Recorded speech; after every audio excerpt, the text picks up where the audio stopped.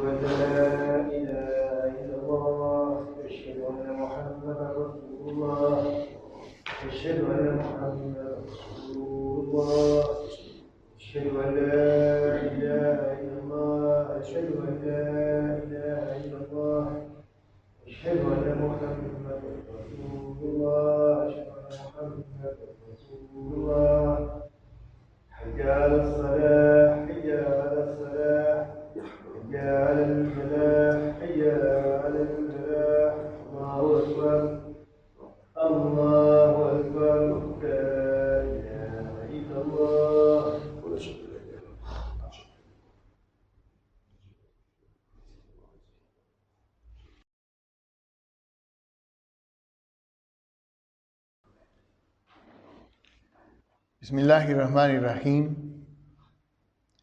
Alhamdulillah.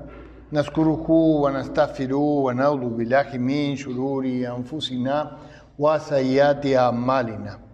Man yahdihillahu fala mudilla lahu wa man yudlil fala hadiya lahu. Wa asyhadu an la ilaha illallah wahdahu la syarika lahu wa asyhadu anna Muhammadan abduhu wa rasuluh.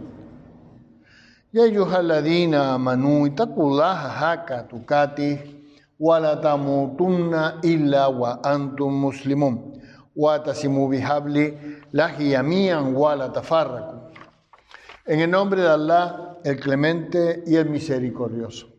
Alabado sea Allah, Señor de los mundos, que no engendró ni ha sido engendrado y es incomparable.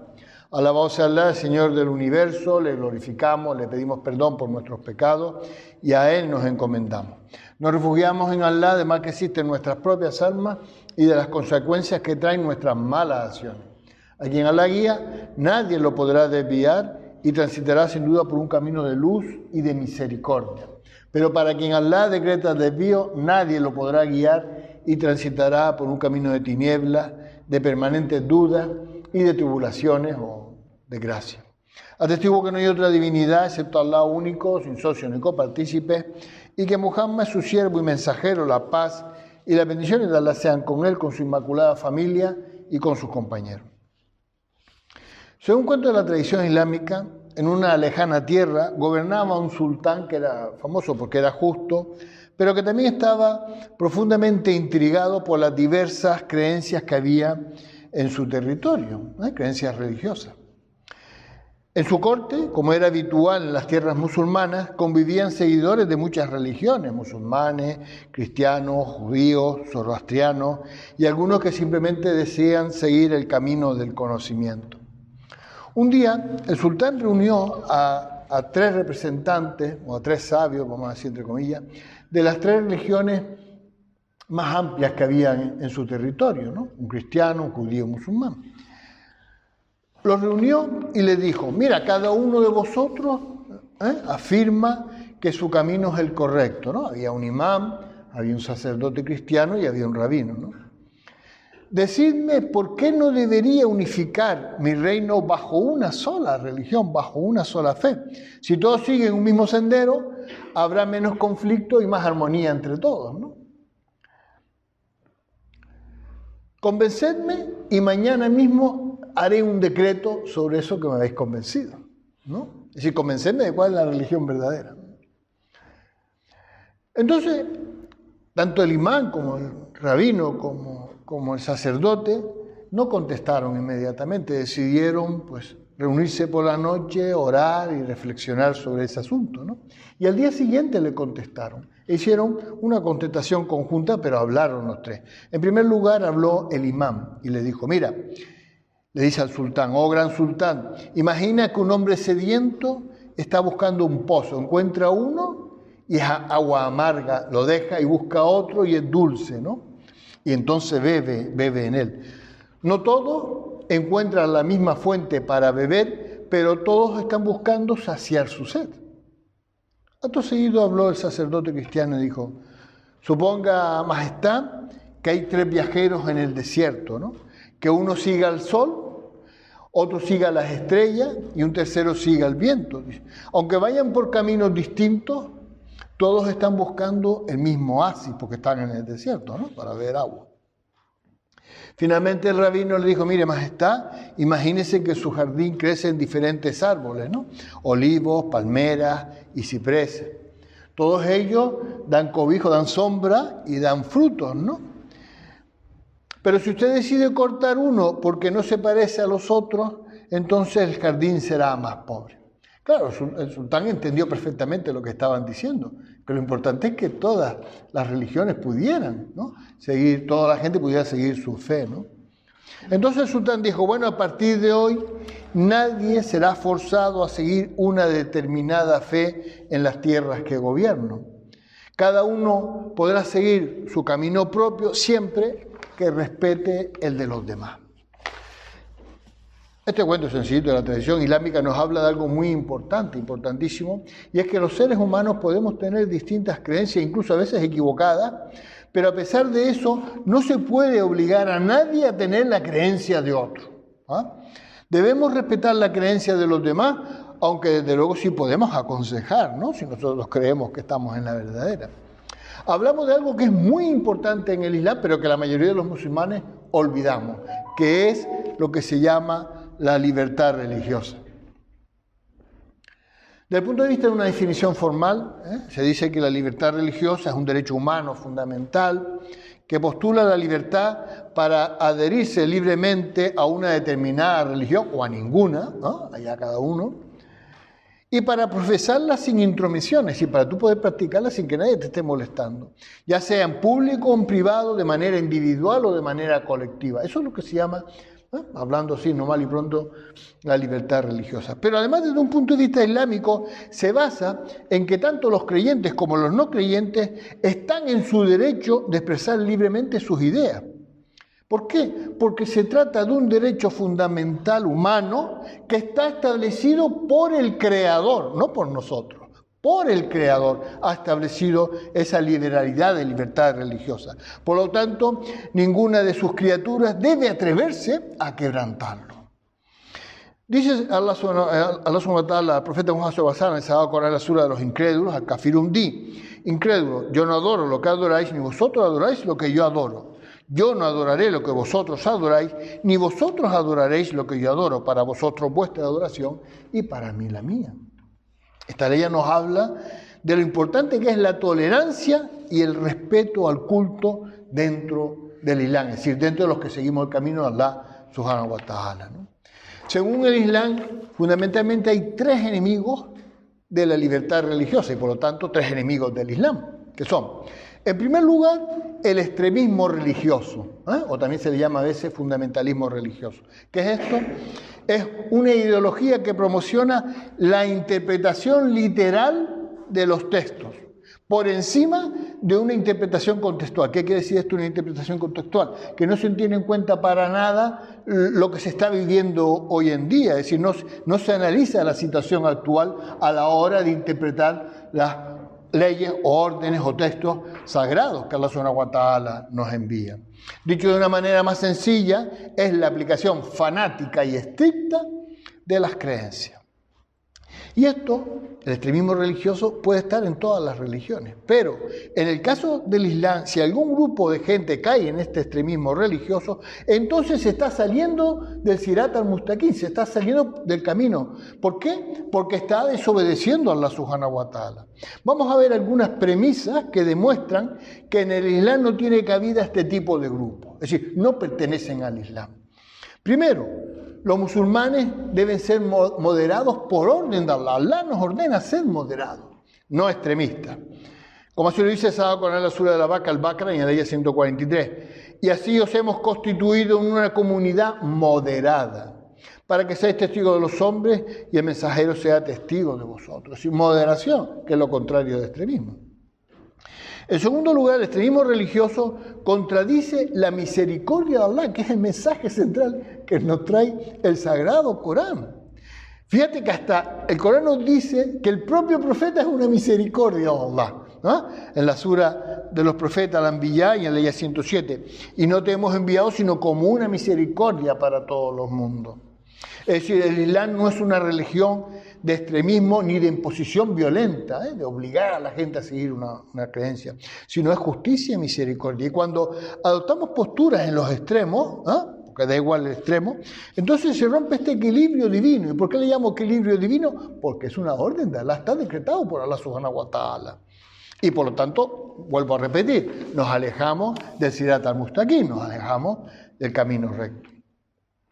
Tercera, generalmente el extremismo religioso se basa en la ignorancia de los que le siguen, ¿vale? Y Allah subhanahu wa ta'ala nos pide justo lo contrario, que busquemos el conocimiento. Dice Sagrado Corán sobre los grupos, asume, y en parte de la ayah 9, di, ¿acaso son iguales los que saben y los que no saben? Por supuesto que no. En cuarto lugar, los extremistas a menudo actúan sin tener un conocimiento profundo del Corán, bueno, ni del Corán ni de la Sunna, es decir, de la tradición de nuestro querido profeta Muhammad sallallahu alaihi wasallam. En lugar de estudiar y comprender, se aferran a interpretaciones rígidas, estáticas, sólidas, ignorando cosas importantes como la que nombramos hasta el contexto. La compasión y la sabiduría que tienen esos textos que son sagrados, ¿no? Solo se limitan a acoger literalmente lo que dice. Dijo el profeta Muhammad sallallahu alaihi wasallam y fue transmitido por Bukhari, porque claro, hacer eso lo que hace es dificultar la religión.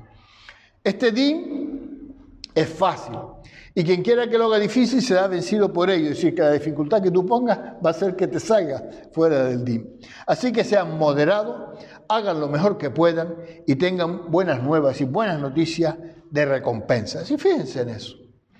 En quinto lugar, el extremismo rompe la comunidad. ¿Por qué? Porque divide a los musulmanes en grupos que se enemistan unos a otros, acusándose unos a otros también de incrédulos, ¿no? Y de que están desviados del camino, cayendo en la desobediencia de Allah subhanahu wa ta'ala, que nos ordena estar juntos, como dice el Sagrado Corán, la sura de la familia de Imran, al-Imran, y en parte la ley 103.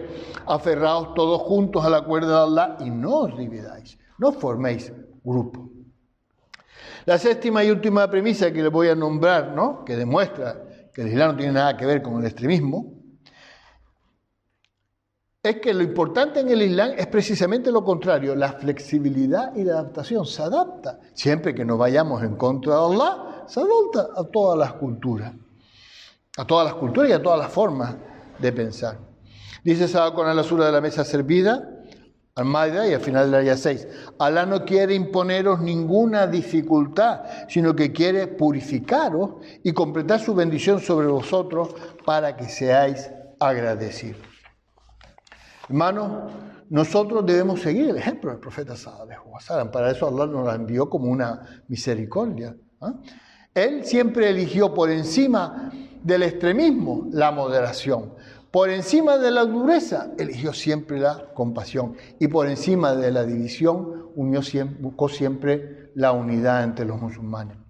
Recordemos, para terminar esta primera parte del Khutbah, las palabras de Allah subhanahu wa ta'ala en el Sagrado Corán y la sura de la Vaca al-Baqara, en parte de la ayah 185. Allah desea para vosotros la facilidad y no desea para vosotros la dificultad. Y Allah sabe más, que Allah nos bendiga con el grandioso Corán y nos guíe para que le tengamos como se merece. Y ahora le pedimos perdón a Allah porque Él es el perdonador y el misericordioso.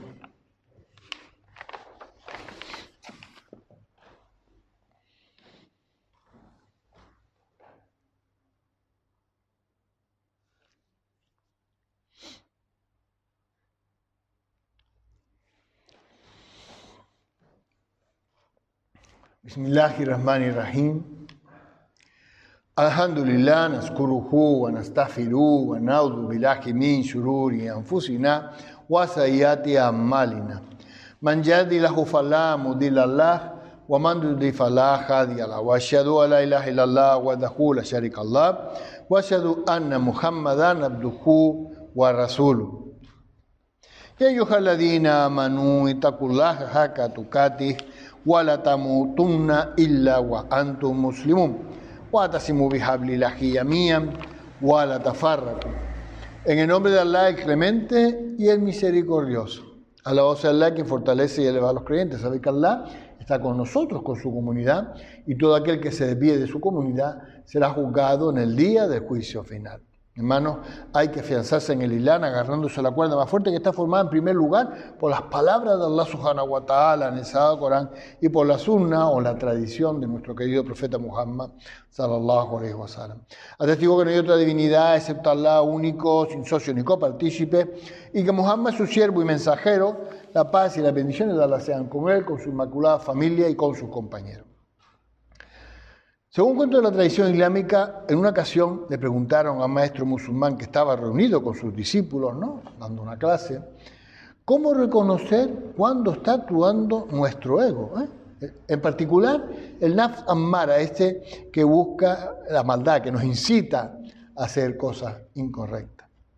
Entonces el maestro les contó una cosa que le había pasado. Estaba en una ocasión dando una conferencia en un auditorio lleno completamente de musulmanes, y entonces, estando ahí todos, les dijo: los musulmanes estamos perdidos, somos los mayores causantes de todo lo malo que sucede en este mundo.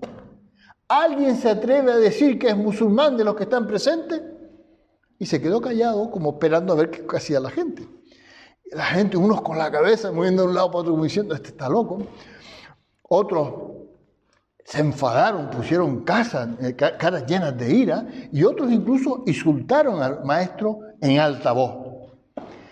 Después de estar un rato en silencio, dice: esto es lo que dicen los ignorantes, pero todos los que estamos aquí reunidos sabemos que somos los elegidos por Allah subhanahu wa ta'ala para la humanidad. ¡Wow! Y dice: ¿quién se atreve a decir ahora que es musulmán? Todos se pusieron en pie contentos y todos diciendo: Allahu Akbar, yo soy musulmán.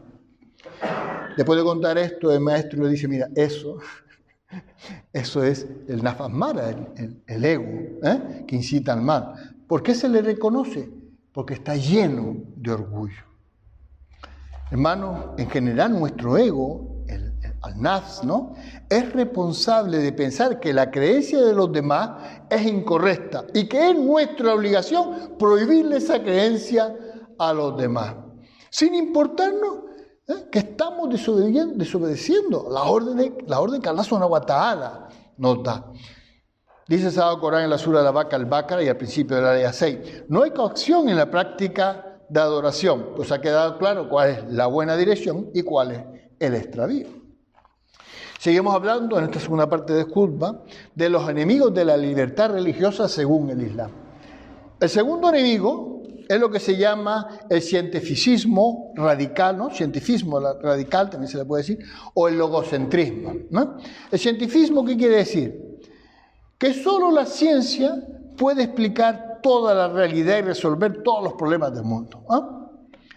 Si algo no puede medirse, probarse o explicarse con métodos científicos, entonces no es verdadero. Como por ejemplo el Big Bang, ¿no? Esta gente no lo puede considerar verdadero. Y el logocentrismo es que en vez de ser la ciencia, es la razón y la lógica humana son lo más importante para entender la realidad que nos rodea. Si algo no puede ser explicado de forma racional, es falso. Repito otra vez, como el Big Bang. Por lo tanto, ambos niegan lo espiritual, lo invisible, lo trascendente, convirtiéndose en una barrera, pero una barrera inquebrantable, una barrera dura, un muro duro, en contra de la libertad religiosa, la libertad de creer, adorar y vivir conforme a la fe que cada uno tenga, ¿no? Pero estas teorías fracasan totalmente debido, en primer lugar, a que la ciencia fue tan promocionada por el Islam que podríamos decir que es una rama del Islam, aunque mucha gente no lo quiera ver, ¿no?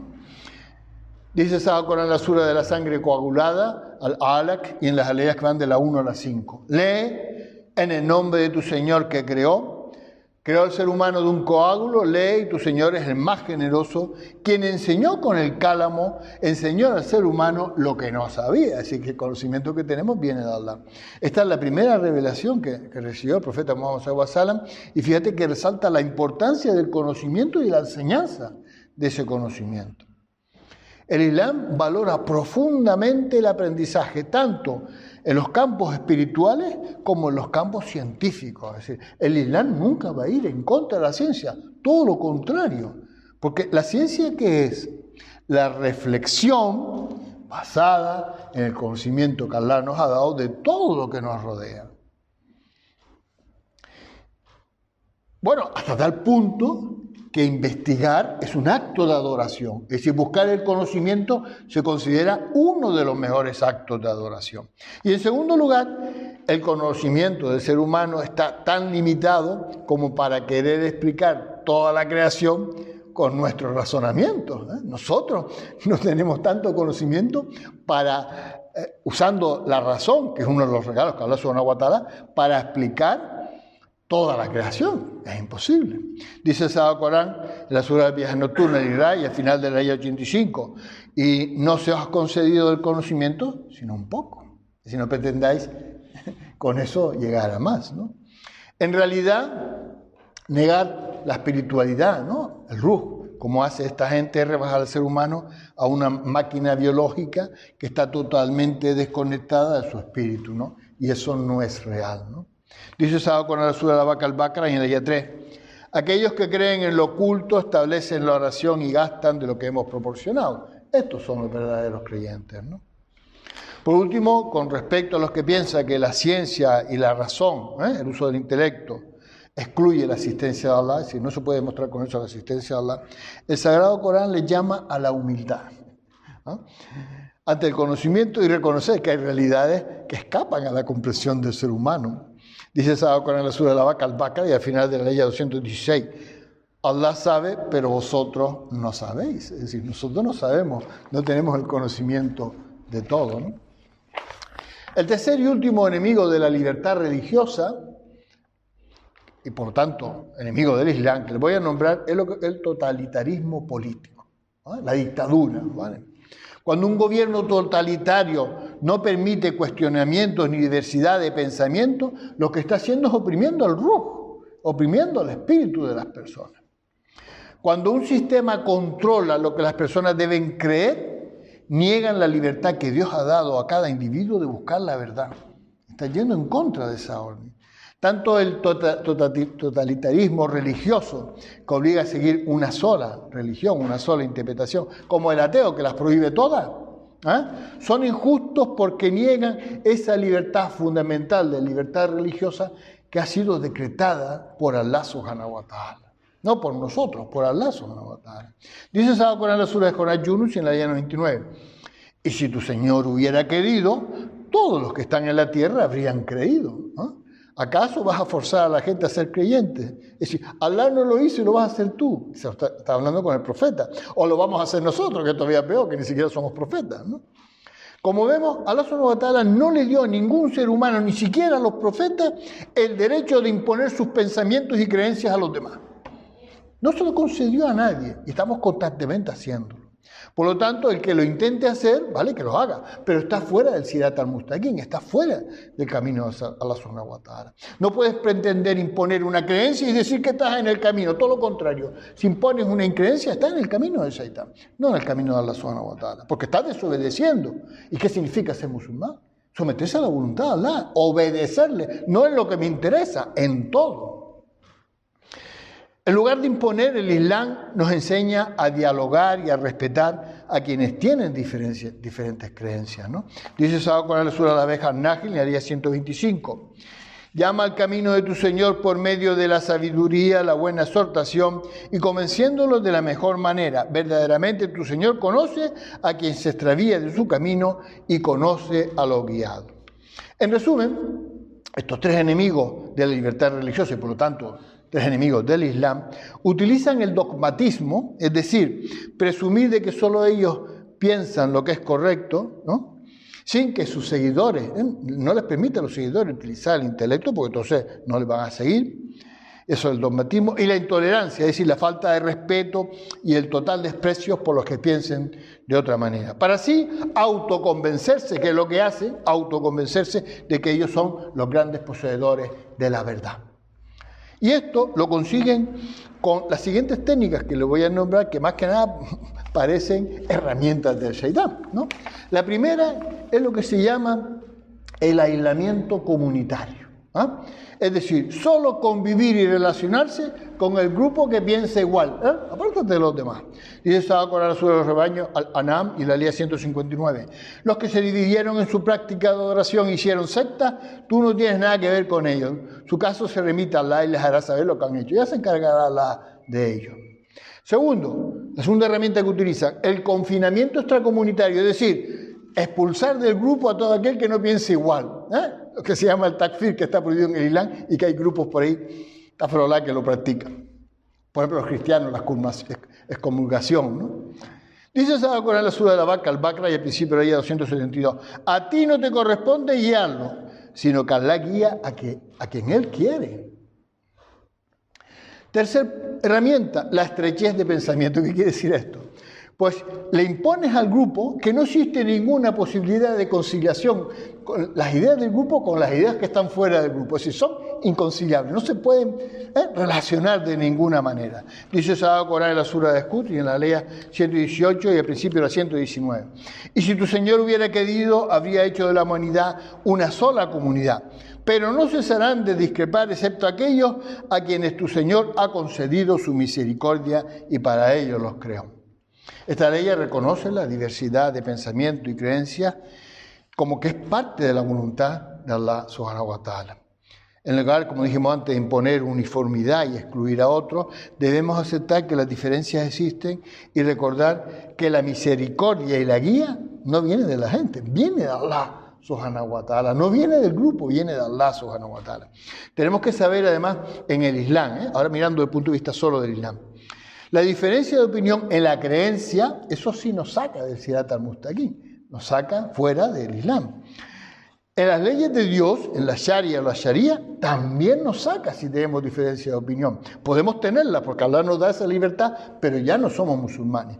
Pero en la jurisprudencia, en el fiqh, es decir, en la interpretación humana, la interpretación humana de las leyes de Dios, que haya diferencia, eso es una baraka de Allah. Como así lo dijo el profeta Muhammad sallallahu alaihi wasallam, cuando dijo la diferencia de opinión en mi comunidad es una misericordia. Es decir, los musulmanes no podemos tener diferencia en la creencia, tenemos claro, porque lo dice el Corán, cuál es la creencia, ni en las leyes, las órdenes que están claras en el Sagrado Corán. Tampoco podemos tener diferencia. Pero cuando interpretamos, oye, y si esto es blanco, pero Allah dijo que aquello era marrón, empezamos a hacer nuestra interpretación, ahí sí que podemos. Podemos, si somos más de 2.800 millones de musulmanes, podemos tener más de 2.800 interpretaciones, porque Allah nos ha dado el intelecto. Por lo tanto, la diferencia de opinión y de pensamiento dentro del Islam es lícita, es halal, es correcta. Trae una gran riqueza de información al Islam, gracias a que la gente se esfuerza, ¿vale? Por interpretar. Tenemos distintas interpretaciones y podemos nosotros decidir entre todas ellas. Y es el resultado de la orden que nos da Allah subhanahu wa ta'ala de que busquemos el conocimiento y que actuemos en base al razonamiento que hagamos de ese conocimiento que hemos encontrado. La cuarta y última herramienta que voy a nombrar, que utilizan los enemigos de la libertad religiosa para manipular a sus seguidores, es lo que se llama el adoctrinamiento. Esta herramienta consiste en enseñar las ideas del grupo quitando el juicio crítico, es decir, no dejando que la gente piense, ¿vale?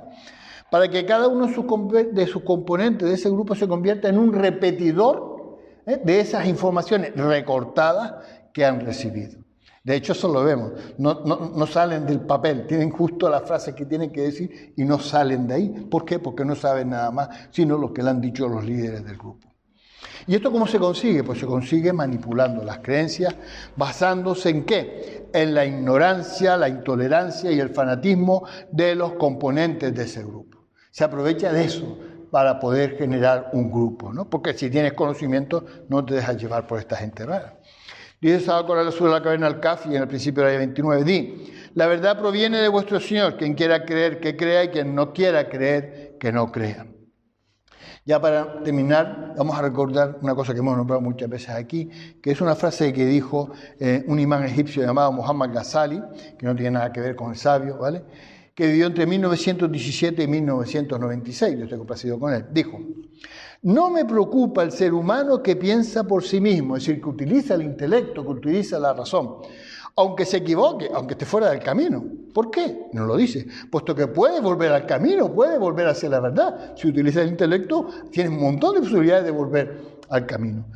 Lo que más me preocupa es ese ser humano que no piensa, es decir, ese ser humano que no utiliza el intelecto, aunque esté en el camino correcto. ¿Por qué?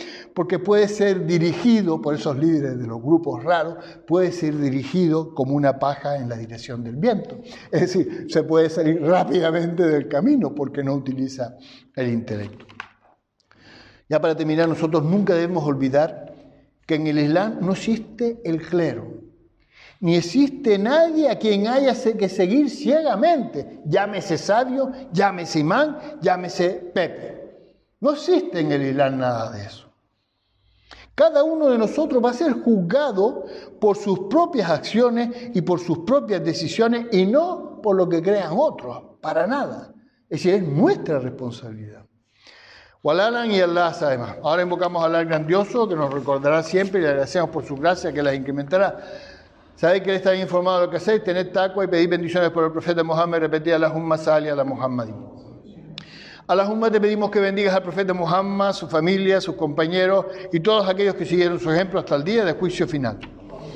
Allahumma te pedimos que recoja en tu misericordia y proteja a todos los que mueren y sufren en catástrofes producidas por las consecuencias de la corrupción del ser humano en la tierra. Allahumma te pedimos que proteja a todos los seres humanos oprimidos del mundo y que impidas que los opresores continúen con sus opresiones. Allahumma te pedimos que proteja y bendiga a nuestros hermanos que sufren o mueren en cualquier parte del mundo. Allahumma, tú que eres el perdonador y amas el perdón, perdónanos. Allahumma, tú que eres el guía de los corazones, que nuestro corazón se guíe hacia tu religión. Allahumma, que aumente nuestro conocimiento sobre el Islam. Allahumma, guíanos por el camino recto que nos aleje del extremismo y nos haga ser faros de luz y misericordia para el resto del mundo. Allahumma, guíanos por el camino de la sabiduría y concédenos la capacidad de defender nuestra fe con conocimiento, paciencia y humildad. Allahumma, concédenos visión para vivir en paz y armonía con todas las personas y creencias y preserva para nosotros la bendición de la libertad, religión y la fe. Allahumma, concédenos fuerza y paciencia para preservar nuestra libertad de fe y protégenos de toda opresión y tiranía que obstaculice nuestra adoración libre. Allahumma, perdónanos a nosotros y a nuestros hermanos que nos han precedido en la fe. Haz que no abrigue en nuestros corazones rencor alguno hacia los que creen. Señor, tú eres el perdonador y el misericordioso, tú eres quien todo lo oye y todo lo sabe. Alhamdulillahi Rabbil Alamin. Ahora vamos a hacer salah, inshallah.